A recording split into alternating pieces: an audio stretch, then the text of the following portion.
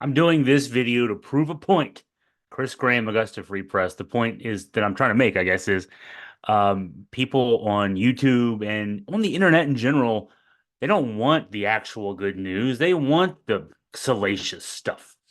And we're going to try to test this out. I'm going to do a little bit of a talk here on the Harris-Walz plan to address the housing shortage. It's going to feel like C-SPAN, so bear with me here. Now, actually, at Augusta Free Press, we've been reporting an awful lot on affordable housing as a big issue in our local city council elections in Waynesboro City Council. There are 3 seats of the 5 on in the majority up this year. Now, this is also affordable housing is an issue that Kamala Harris has been trying to address at the federal level. Uh, Earlier this month, the Harris-Walz campaign rolled out an affordable housing plan that calls for the construction of 3 million new housing units, a federal set of federal tax incentives for home builders to spur construction of starter homes, and a $40 billion innovation fund that local governments will be able to tap into. Now, this plan also includes $25,000 in down payment support for first-time homeowners and for home renters who have paid their rent on time for 2 years and are buying their first home. So okay, there's a problem, affordable housing, and then solutions are proposed here. Quoting Harris, for most of my childhood, we were renters, she said, and I could actually speak to that to a degree. I grew up at a trailer park, so we weren't even renters. I guess my mom and dad were renters. They rented the lot space in the trailer park, but they technically owned the trailer. So the Harris goes on to say, my mother saved for well over a decade to buy a home. I was a teenager when that day finally came, and I can remember so well how excited she was. I know what home ownership means, and sadly, right now is out of reach for far too many American families. So Kamala Harris was a teenager when she got to finally move into a home. I was 35.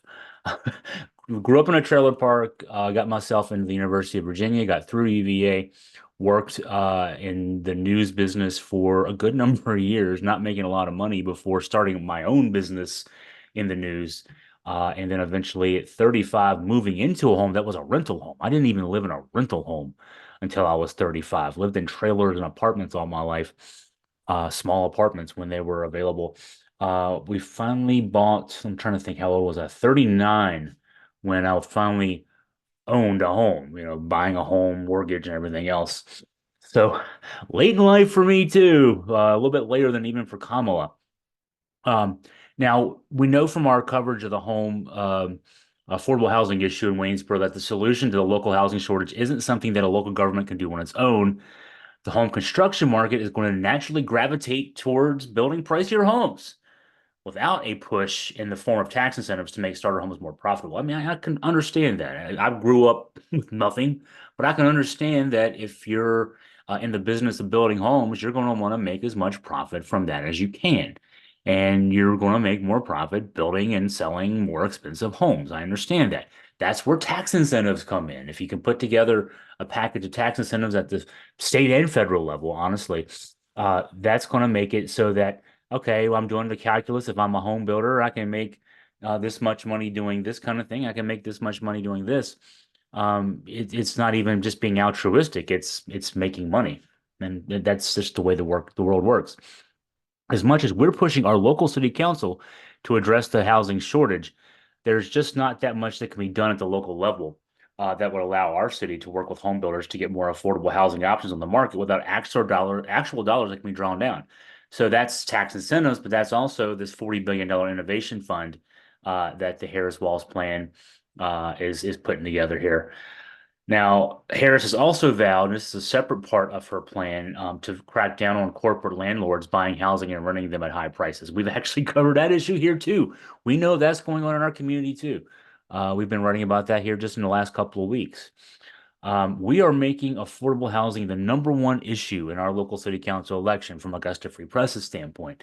It's good to see the Harris-Walz campaign making it a priority in the presidential race. So we're testing this out here. I'm posting a video about something that is not about a salacious headline. It's about a proposal and then towards a solution, towards a really important issue. Let's just see if If this generates traffic, I don't think it will necessarily, but it's an important issue, and we need to do more of this coverage from Augusta Free Press's standpoint. If you want to get in touch with me, weigh in on an issue, point something else out that we could be covering on Augusta Free Press, please email me at chris@augustafreepress.com.